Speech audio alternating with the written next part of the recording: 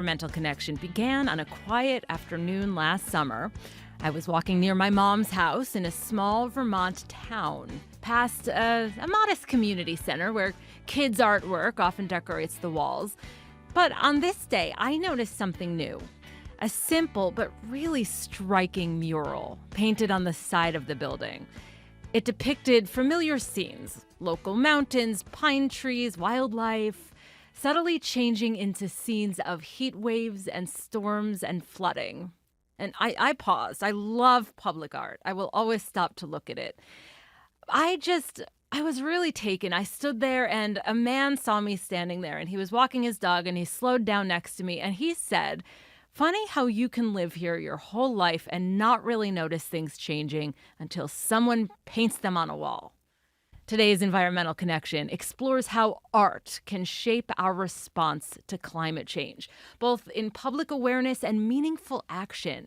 When we think about climate solutions, we often turn first to technology or policy or science, but increasingly artists and creative practitioners are reminding us that climate action is as much about imagination and empathy and shared stories as it is about data and legislation. Today, we'll hear from 3 Rochester area-based artists and educators who each, in their own way, use their creative practices to deepen connections with nature and raise awareness about climate change and inspire collective action. We'll talk about how art can help us grapple with eco-anxiety, and why creative storytelling can bridge deep divides, and how engaging our senses through art can motivate even deeper change. Joining us today are 3 guests who approach these questions from different angles using different media and disciplines. In the studio with me today are Stephanie Ashenfelder, Associate Professor of Art and Director of Digital Media Studies at the University of Rochester. Welcome to Environmental Connection, Stephanie. Thank you. And we also have Andrea Gluckman, a photographer, an educator, and civic artist based in Rochester. Welcome to the show. Thanks, Jasmine. And joining us remotely is Rose Pasquarello Beauchamp. I hope I said that correctly because it's very beautiful. Oh, good. We're off to a great start, Rose. Professor of Dance at the University of Rochester. Welcome to Environmental Connections, Rose. Thank you so much. Thanks for having me. We're really appreciative. I know you're really busy. You're all very busy, which is something I want to chat with you about too. I come from an arts background and a very rich activism background. I came to public media later in my 40s, and so the way that the arts intersects with social change is very fascinating to me. I find it really interesting that people sort of let their guard down more when it comes to, the arts of any kind, really. It's like suddenly you're not being perceived as proselytizing to someone because they're just experiencing the art. But I'm getting ahead of myself. So, Stephanie, let's start with you. Your recent TEDx talk explored the role of art and storytelling in deepening our connection to environmental issues.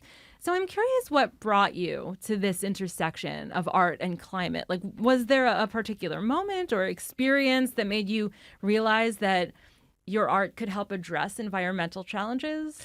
I think the moment I realized the power that art had to address environmental challenges was when people interacted with my own work, and they had such reactions to the work, like emotional reactions, that I felt like I wasn't seeing in other spaces, right? So suddenly when people were experiencing the work, they were feeling, like literally feeling something. And so that power to make people feel is so important when it comes to engaging with climate change, that I really knew like moving into this space was going to be a really good natural fit for me.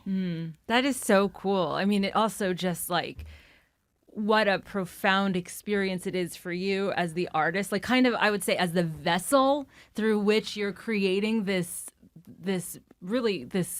eye-opening awakenings in the people who are experiencing it. What is that like for you? Well, it's funny that like I don't see myself as the vessel so much anymore, because I less lean into making my own work and more lean into creating like a third space for other people and the wider community to experience the work of others, right? Oh, So okay. whether it's like I'm creating a moment for you to tell your climate story or hear someone else's story, or I'm creating a space for other artists to make art about the climate change they're experiencing, like that's where I sort of left the like feeling of being the author of this thing behind and gave that space to others. I can right? totally relate to that. I mean, it's like I don't know if it comes with kind of being like seasoned in a particular area, but like you became the curator sort of, and you're emboldening other people to do what you've been doing. True, and even less hierarchical than that, right? Like I feel like curator is still like puppet master, right? Like I feel like it's almost just like when I talk about creating a third space, like I'm really just trying to create a space to allow people to tell their stories and to listen to those stories and gain some kind of intimate experience from either making the art, listening to the story. Okay. That's so cool. All right, I have a lot more questions, but I want to check in with you, Rose. You describe your work as ecosomatic, connecting movement with the environment. Can you unpack that term for us, ecosomatic, and tell us why it's so central to your work? Yeah. So, well, ecosomatics is literally how our bodies are part of the environment, and it's kind of a term that's emerged the past decade or so, and has become more popular with this work towards saving the planet, really. But in general, the idea of using our bodies to be fully human applies to all of us, right? A lot in our education and our world, we especially since COVID, with the disconnect of not having our bodies in the same spaces, a lot of times we live in our minds, but we forget that our mind is part of our body, right? And so really this work and the work I do in collaboration with Stephanie and Andrea really is about like reconnecting to our bodies. Right. So remembering that all of us have a body, and all of us have a political body, and all of us have different backgrounds in our body, and all of us are in relationship to the environment. So that's a lot, and that's really heavy, but that's kind of my role as an artist in this. I make activist art. I make art that's always working around and about the environment. But really, the bigger idea is, how do we get people to reconnect and understand that our whole body and our whole selves is what's going to make first process what's happening with the climate, make the change in the climate, allow us to talk to each other and empathize with each other. None of this is going to work if our bodies aren't engaged in it. And that's go ahead. No, you go ahead. Sorry about that. No, I was just going to say, and that's a lot for us to do, to bring our bodies to each other in moments like this that are really hard, right, and really tricky. Yeah, and when you say bodies, I just think also of all of the bodies who we don't see, in the wild or on our plates, or as author and feminist scholar Carol J. Adams has called it the absent referent. Who are we not referring to? What bodies are in the wild that that are in our ecosphere, our environment, and so. It already speaks to the power of the arts to me, and I'm curious, Rose, before we get to Andrea, tell me a little bit about what brought you into this kind of world of connecting activism and the arts. That's a good question. It's been a long time now, but really, I live in a space with dancers that are very much into somatics, which is like understanding the body-mind connection. And I always was aware that there was something magical about these spaces, that people were authentic, people were willing to connect. And then, over time, understanding the history of using movement to communicate. We all communicate with movement first. The understanding that movement as dance as an art form can communicate and can kind of bypass our minds in a way. It's called kinesthetic empathy. So the more I understood how much power our bodies have, I mean, we do it every day when we stand up for a protest, right? The more I started to understand that, the more I started to intentionally use that and channel it. And then I remember the moment where I was like, what issue am I going to work on? What am I going to address? And as I, went through like all of this list of these things I wanted to make change, like, and the environment is the baseline. If we don't have an environment with all these other bodies that you talk about, there's nothing else, right? And all the other issues intersect. I love it. That's a great way of putting it. Yeah. And that is Rose Pasquarello Beauchamp, the professor of dance at U of R, but who's really making some incredible connections, as is our next guest. Andrea, do you prefer Andrea or Andrea? Andrea. Okay, I appreciate Andrea. You asking. Of course. And Andrea is a civic artist and a photographer and an educator. Your art often focuses on photography and videography, capturing stories of climate and community. And we were kind of already talking around storytelling. What initially drew you into exploring environmental themes through photography and visual storytelling? Well, that is a great question. In my previous life, kind of before kids and before COVID and all of those things, I was working as an analyst, as a regional analyst on Middle Eastern issues and working on transitional justice and really around a lot of highly combative topics when it comes to sitting down and actually working through them.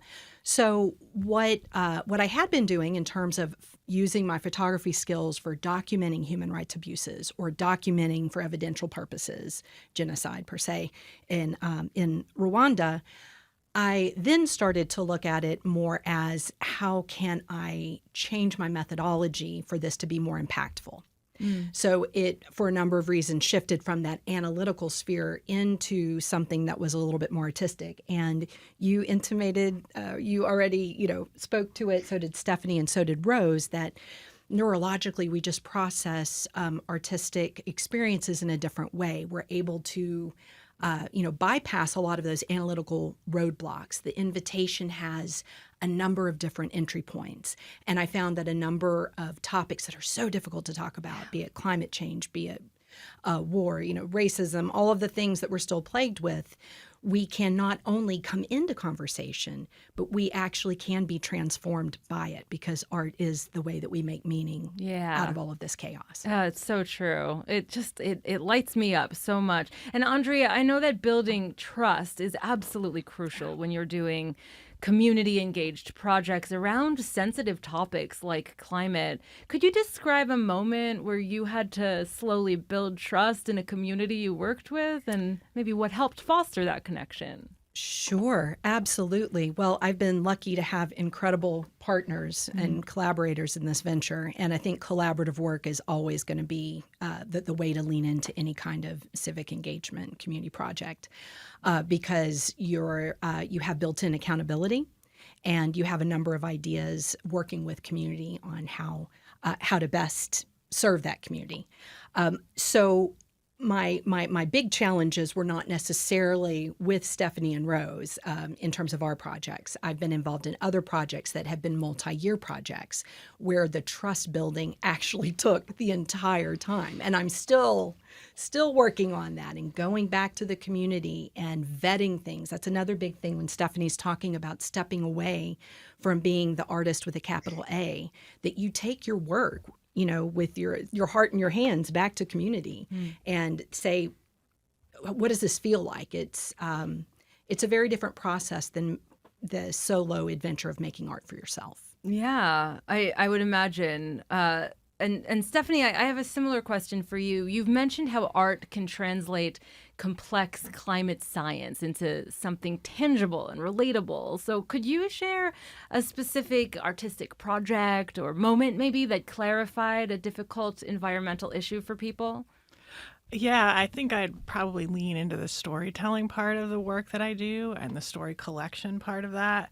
Often, when I'm giving a talk about the project, it's called the Adirondack Climate Project that we work on, it has storytelling as part of it. So we're traveling around the park, we're collecting stories from park inhabitants. And sometimes when I play those stories, people talk about how the park has changed since they've been going there as a child, and they get choked up when they're telling that story. And the audience members are literally also choked up listening to the story. And I'm also choked up hearing the story.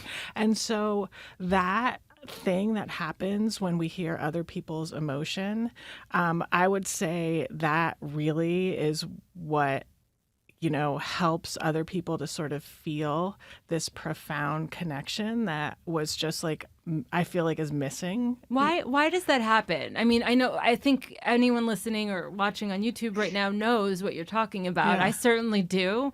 But what is going on there? Like, let's just peel back the layer a little bit. So it's kind of like when you watch a horror movie and you're sitting there on, you're like, your heart is racing and your hands are sweaty, but yet you are not being chased by the guy in the mask. So it's a very similar thing that happens. Yeah, hopefully.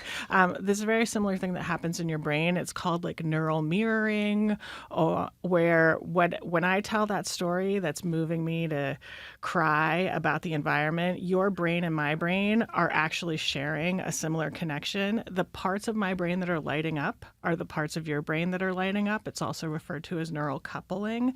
This is why I love that you always open your show with a story, because you're literally coupling my brain with your brain before we even go into your guests. So it's really like a powerful way to form a connection with a human being. Well, thank you for saying that. Well, yeah. Can I jump in there Please for do. Yes. 1 second? You could jump in there for more than 1 second. Sure. Okay. That is also this idea of kinesthetic empathy, right? And so as I see you or as I hear someone getting choked up or I see their body, my body reads their body, right? And so that's one of the things I was talking about. And that's why part of this project, the Adirondack Climate Project, part of it is that we are actually on site because there's something different that happens in our body. And that is also true in kind of one of the things that we do with our artists. We host an artist retreat, and there's something about everyone being there on site as we listen to the stories and read the data that kind of gets into the artwork. Can you tell me more, Rose, about the Adirondack project that you're referring to? And that's where you are right now, right? You're calling us, we're zooming you in from the Adirondacks. No, I am at the beach, but I have noticed how my body is responding to the beach. Good for you. So all three of us are involved in Ecolab art, which is kind of our little group or cohort that has worked on the Adirondack Climate Project. And, I think it started originally with Stephanie and I working with the Adirondack Council. And it's a community engaged art project that came out of a discussion with the Adirondack Council. The Adirondack Council really wanted to get their pulse on what people were thinking about climate change in the park. So in the line of the Adirondack Park. And Steph and I were like, great, we can collect some stories, but we're artists. And so we also want to do what we believe, right? Ask people to respond to these stories or create art around climate change. And so that's how it started. We built a booth and we go around the Adirondack Park and ask people what they think about climate change, how they see it in their lives. Do they believe in it? It's a nonpartisan, just story gathering effort. And then from there, we take those stories and we do a lot of things with them, right? We ask artists to listen to these stories, to ponder it. Sometimes they get inspired to look at other climate data. We have students, we teach a course at the University of Rochester. We have students listen to these stories, of course, with permission of the story givers. And they start to understand things in a different way, as Stephanie was talking about. And so from there, we have artists listen and respond. And so then we have this amazing online archive of different stories and art responses And we've also had art exhibits in the park and in Rochester. That's Steph really or cool. Andrea might be able to jump in if I missed anything. Anything you want to add? I'm seeing some nodding.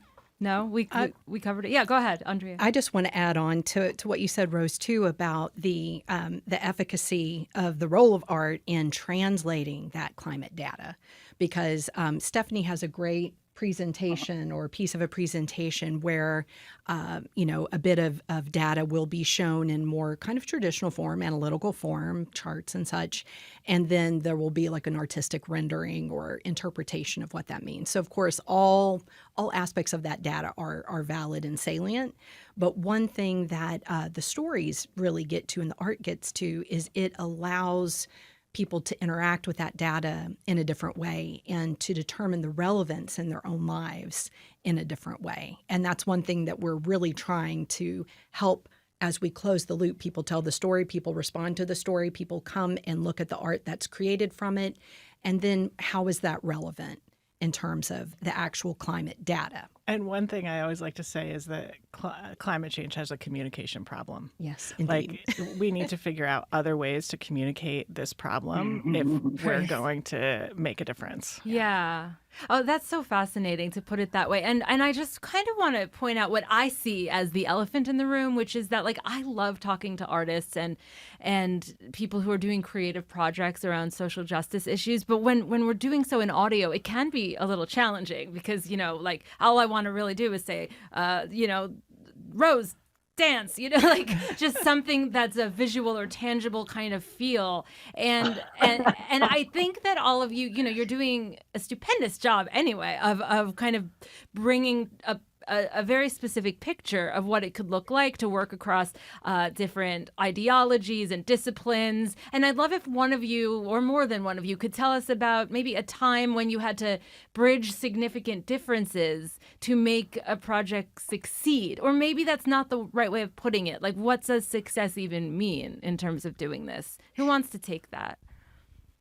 I'm seeing some nods. Stephanie. Okay, I could talk about a project I did with my partner, Amos Scully, and we did a piece about PCBs in river ducks on the Housatonic River in Massachusetts. So we were trying to bring this issue to light to viewers who were walking over this bridge, right? So we had a well pump. Can you imagine that? Like the old-fashioned red well pump with the handle, and it was attached to the bridge, so as you walked across, you could pump this well pump. And now imagine at the end of it was a glass duck.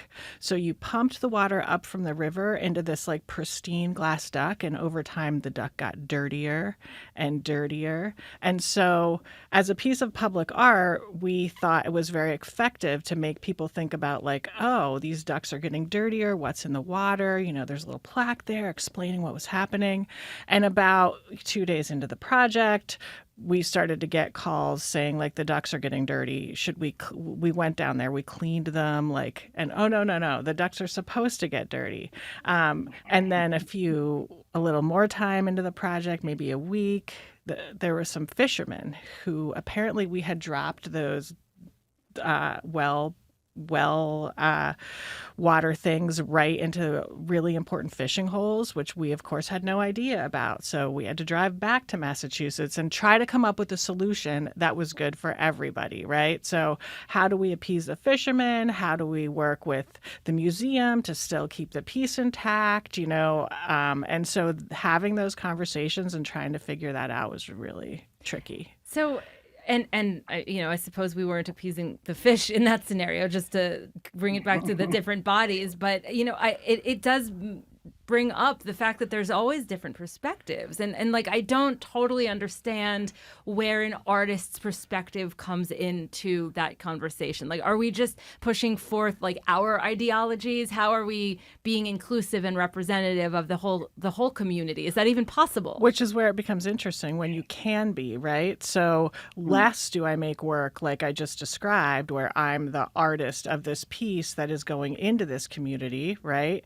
And more now, I would want to collaborate with the fishermen. I would be like, you know what I want to do? I want to collaborate with them to figure out how can we talk about the same issue with their voice in the mix. Rose, I'm feeling it. So I'm feeling you Yeah, wanting to say something. Go for it. Well, it's interesting, right? Because the practice, and this is where dance has rooted me in this, like the practice of the dance that I make is never, here I am, the creator of the dance, right? Here I am telling you what to do. It is always, here's an idea. How do we talk about it? What do you think about this? How do we all have a say in this? And that comes from a very specific practice called a movement choir. And in that practice, which has its own problems, but for the good parts of that practice really are that there are individuals within a group. And so I think, you know, even though I, as an artist, have my own idea and my own opinion, I'm never making art in a way that is only doing that. I'm always pulling in threads of other people. And so that gets to this bigger idea of like, you know, consensus, ways of discussing things that we don't agree upon, different perspectives, right? And of course, there is always the question, who is in the room and who is asked, right? But this really is a model. If you let go of, there's that in the history of art, I'm jumping a little bit, but there's that high art, right? That you touched upon that, the art with the capital A. There's community art, and in the art world, that has always been really, really separate historically, right? But if we get beyond that and ask the bigger question, you were able to find these magical ways of consensus, of multiple voices, of different perspectives. And I think that's what Stephanie is pointing at as well, right? Like a reciprocal partnership. Right. Being a framer is not being an authoritarian or the one with the idea, right? And that's the root of all of our work with this environmental stuff, because it's not going to be one of us with an idea that makes any change. It's all of us doing every bit, having every say. Well, and sticking with that for a moment, Rose, I know that you've mentioned that your work has been deeply influenced by Indigenous teachings and methodologies. Could you elaborate on how Indigenous approaches inform your understanding of movement and ecology and activism? Yeah. So first of all, I'm not Indigenous. I don't claim to be. And I want to shout out to Trish Corcoran, who is like my teacher of all.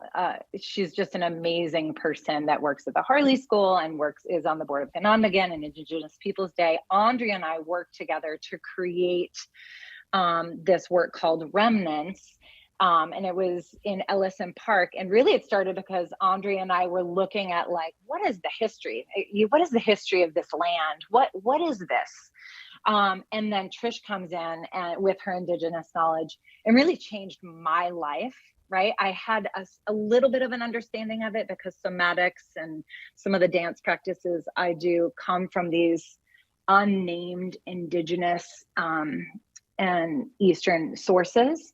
But she really was able to name and just kind of impact me. I'm not answering the question at all because I'm so profoundly understanding that how impacted by these ideas I was. But I will say, it goes back to what you were saying, all of the bodies in nature, us being one of many, not bigger than, right? Not better than. That started to integrate into my understanding. Andrea, can you articulate that better than I did? Absolutely not. I think you did a fantastic job, Rose. Too. I would add, though, just from being part of that experience with you, is that one thing that Trish was able to share so effectively with all of us is narrative, and the narrative of her mother and her grandmother and her great-grandmother.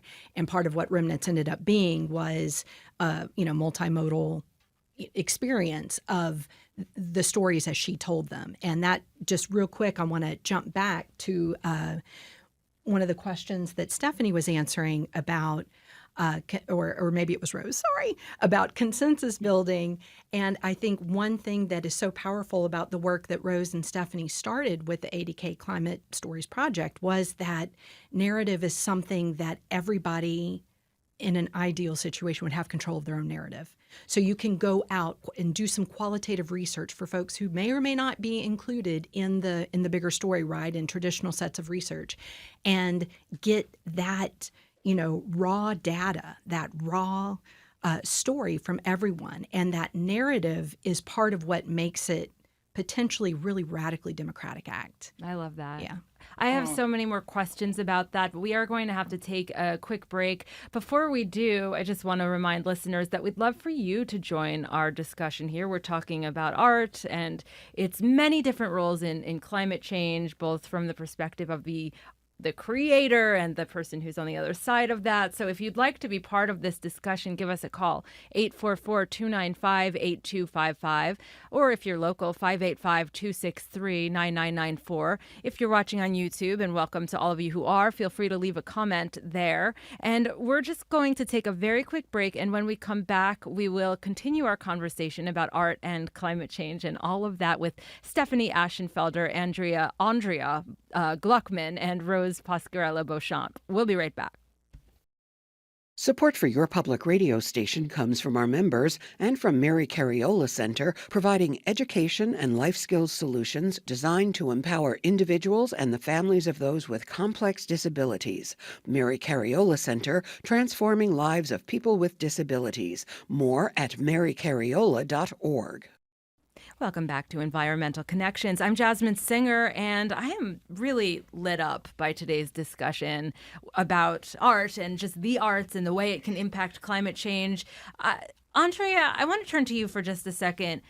I'm sure you were driving here during our last hour, but I was talking with a climate inclusive psychologist about the role of mental health and sort of how we can deal with our climate feelings and grief. And I know that you and I probably see eye to eye on the fact that the arts can greatly impact that. But I would love to hear a little bit from you about how you think it helps grief. That is an incredible question. And yes, your previous guest was speaking to that beautifully. I think, understanding that grief is always complicated and that climate grief is even more complicated, that art, in my experience, art-centered frameworks for entering difficult discussions, and it could be about anything. Again, it could be an individual issue you're having with someone. It could be the bigger, difficult situations that we're all contending with, like especially right now, but politically, socially, economically. But what art allows us to do neurologically, again, is to, in community, enter into difficult conversations without having to necessarily go over all the same analytical points, and to allow ourselves to actually metabolize some of all of this terrifying information that we're getting daily. Because I think I can assume that you also agree that we live with a tremendous amount of cognitive dissonance right now. No, I don't know what you're talking about. Beautifully said. So that dissonance is part of what is driving and really that's how our grief is manifesting. So to be able to communally come together and metabolize without even knowing that that's what we're doing is huge. But the other thing about art that I think is and again, there's neurological evidence for this, is that it allows us to imagine things being in a different way. Is that what success means? Things being in a different way? I think the possibility of having that thought is actually the success. The having the third space to be together, to communally think and reimagine, because what we're doing now is not working. Mm-hmm. We all know that. But for us to get to a spot where we can, in community, really metabolize it enough to feel it, because we all want to avoid difficult emotional things, and then imagine how things could be different. That's what art can do in a best case scenario. And I think, Andrea, in some ways you're talking about like speculative, like imagining our speculative future. We talk about this in our class, Rose and I, a lot, which is you have all of this, and anxiety is not the right word. I was listening to your last. She said distress. That's so much better, right? It's we good. have all of this climate distress, and like it's great when we work with our students to say, like, let's speculate the future we want to have. Yes. Like, let's talk about how we can design for the future that we want to have. And that is so empowering that it really helps with that climate distress, because you're empowered to design for the vision of the future that you want to have. Do you feel like, And yeah, go ahead, Rose, please. no, I just want to say, and then this is what I always do with Andrea and Stephanie, and bring the body back to it, right? So Right. there's actually the process, even if you're not a dancer, the process of doing that iterative kind of discussion and making the art is literally using our body, right? Which then processes it in a different way. Yeah, that's a really, I love the idea of kind of closing the circle with sort of reminding ourselves that we are animal bodies in a world full of animal bodies. Yes. Do you feel, I'm just curious, do you feel, Stephanie, that there's a generational divide between yourself and your students in terms of like, is there almost an idealism in that projection of what the world could look like? You know, I'm not going to pretend to be a professor. I taught for one semester at the University of Rochester. I taught writing last year. And I just felt like there was, like, I didn't quite understand anymore how to communicate some of these ideas because I'm becoming antiquated in my own view of the world, and which I love, by the way, because I'm tired and I really want someone else to take over. But I feel like sometimes it's like like down with capitalism, which would be fabulous, you know, in my opinion. But I also kind of am a very strategic person, and I recognize that we're not going to just like wake up and have, a world without capitalism. So how do you sort of bridge the divide, especially through the arts, when it comes to having very different approaches to someone who might be like, 30 years younger? I think you just lean into it. Like, you don't deny that it's not happening. I know that they look at me and see their mother, right? Like, I'm the same age as their parent. Yeah. So I think like bringing that to the table and reminding them, like, I'm a Gen Xer, like, I'm Generation X. Like, it's so different than the generation that they're living through. We had so many different pressures. Mm-hmm. Yeah. But do you feel like that becomes part of the inclusivity? I'm also Gen X, very proud of it. Even though I grew up with terrible Freddie and Jason movies that still give me trauma. Right? That's where you went when I said climate movie. Exactly. That's exactly stories, that was in my head. But do you feel like this becomes part of the inclusivity? Does it cross generations? 100%. How yes. so? Yep. How do the arts act as a bridge between generational divide? Yeah, I think the arts act as a bridge because generational divide or class divide or racial divides, right? Because we all have some connection to art, right? Even if it is you're talking about your animal brain or even if it's your animal brain, like one of the first acts we've done as a human is to make a piece of art, right? When we're scribbling with our crayon, or everybody has an artistic experience in their history. So I think the arts, whether it's visual art or music, like we all have that sort of shared experience, and it's very easy to lean into that and just let all the rest fall away so that there's some kind of commonality. Rose, did you have anything to add about that? Yeah. You can see me here. I can't see you. Just so you know, I can feel you. I can't see you. Feel me. Yeah. I'm wiggling in my chair. Got it. Because I want to say that art, there is no right answer. Like that's the common bridge, is that all of us have an answer. There's no right way to do it. Artists are trained to look at the world, to respond to it, to react to it, to exist in it, right? And without one answer, the rest of your schooling, you're taught. It's funny, my students at the University of Rochester will come in and be like, well, what do you want me to do? And I'm like, what do you want to do? And they hate that, because there's no one answer. So it allows for space for us to bridge, versus a subject or an area in which it's like, no, I am the giver of the knowledge, right? That's where I think the divide happens. I'm fascinated, Andrea, by the fact that you said you were an analyst in your previous life. Because as a former theater major, I'll say, like, I cannot imagine doing anything related to science or math. Like, it to me is, I'll just bust out into interpretive dance that would really embarrass me, and even more so, it would embarrass Rose.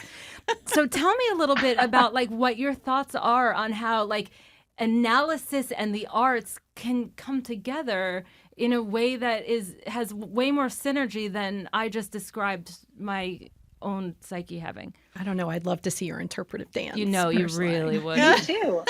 Well, I feel like in my experience of both, that it's the same thing. It's different interpretations, it's different ways of making meaning. So I feel like it's organizing information in certain ways that make sense for certain parts of our brain. And for analysis and looking, it's all based on systems. So if you're looking at political systems or religious systems or systems of belief, then, there are ontologies that you already understand. So you have a common language, you have predictable outcomes, you can, work within that system. But it's all about organizing information and making meaning from it.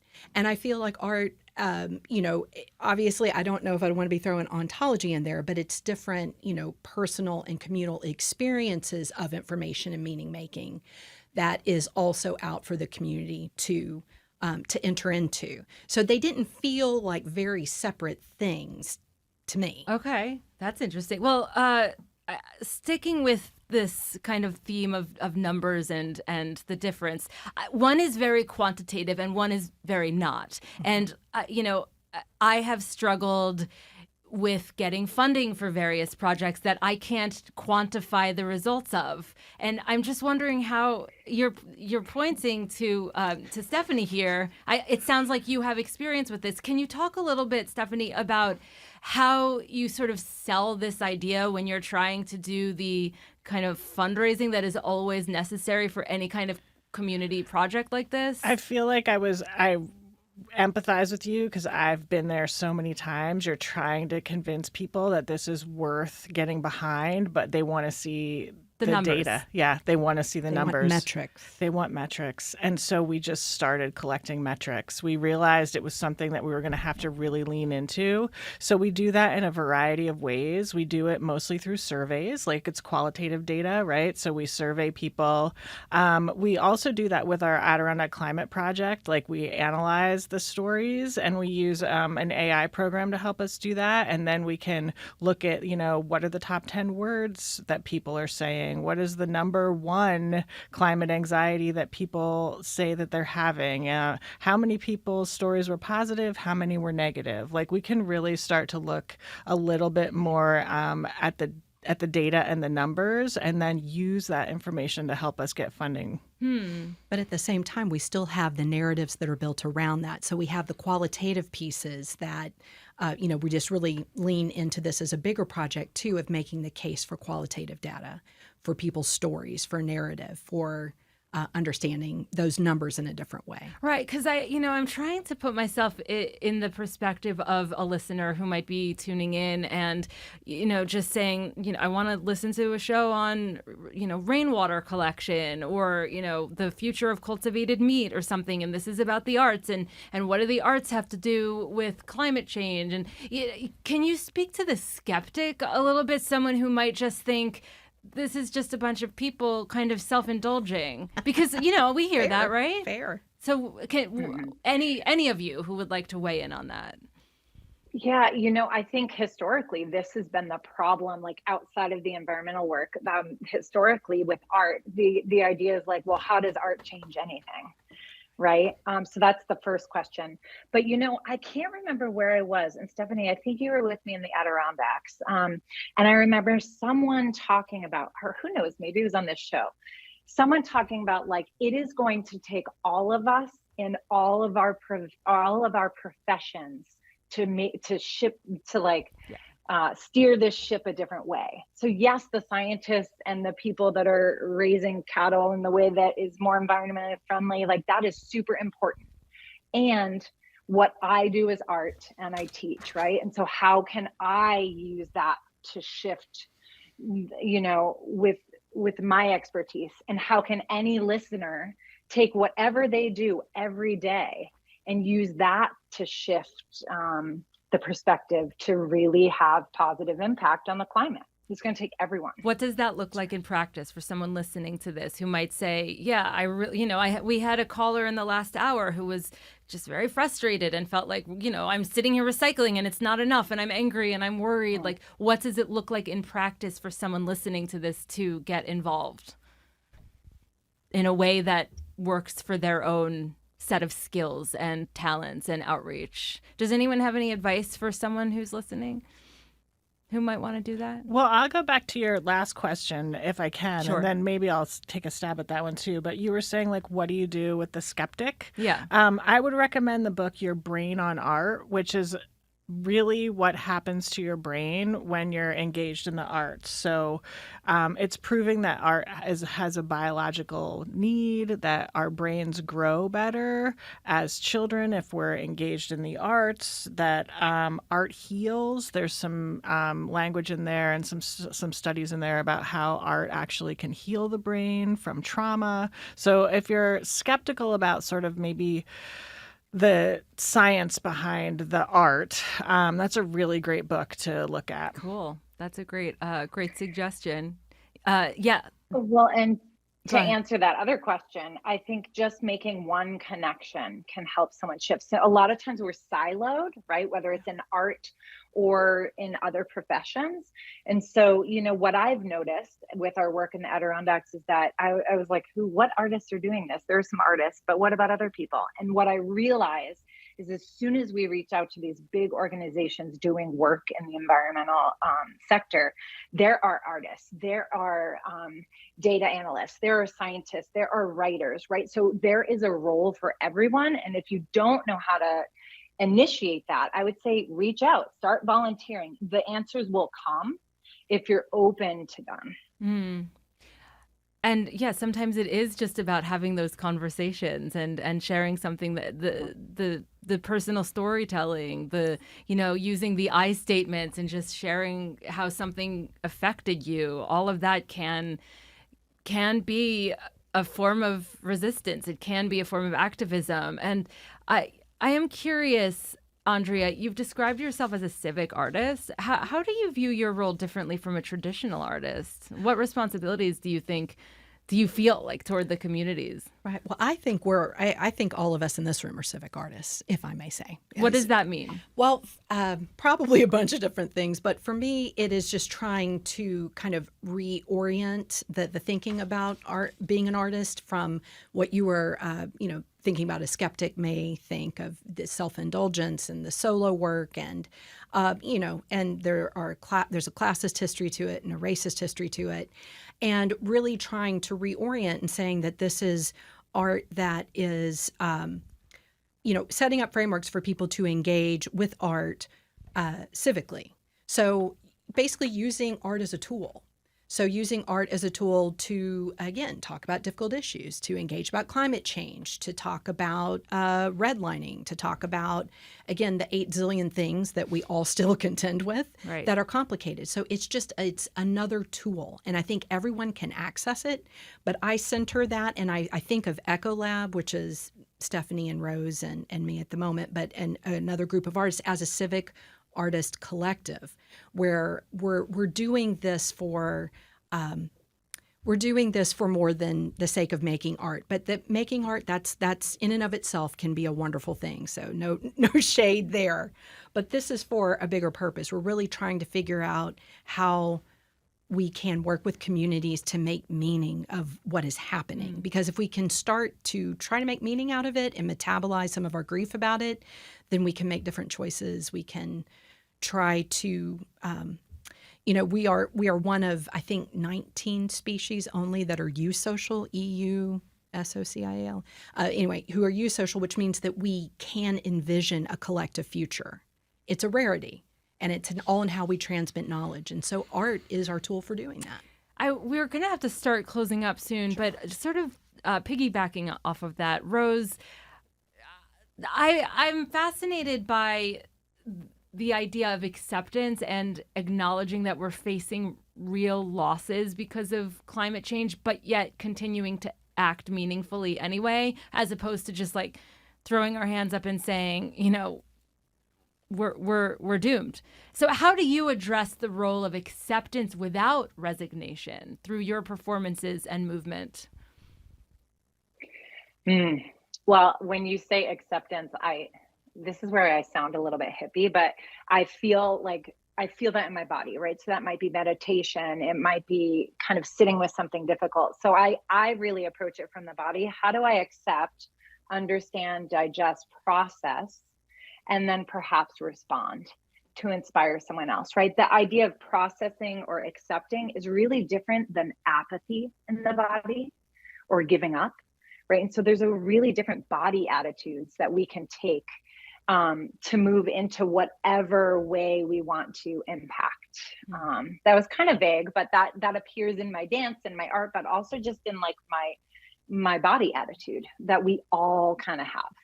Yeah, no, I think it's not vague. I appreciate it, and I think that the idea of bringing hope into the narrative it's hard. I mean, it's hard, but I think you're all doing it just by the actual nature of the work that you've been describing. Do you two struggle with that at all in terms of hope and how because a lot of people are looking at you, whether they're looking at you in the classroom or they're looking at you through your work. Do you feel a sense of responsibility to be hopeful, especially on days you're not feeling that way? And we have very little time left, so answer that giant question in about 20 seconds. Yes, and in 5 seconds, the one question we always ask our students at the end of the class is, do you feel more hopeful about the climate than you did when you first started this class? And 95% of them so far have said yes, they do. So I love that.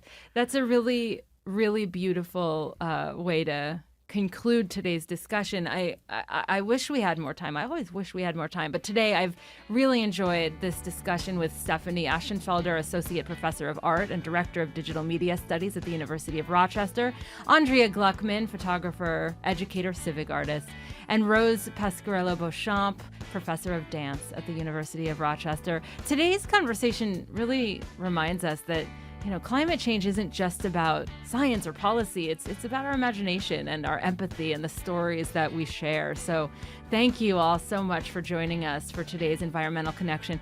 I'm Jasmine Singer, and I'll talk to you next time.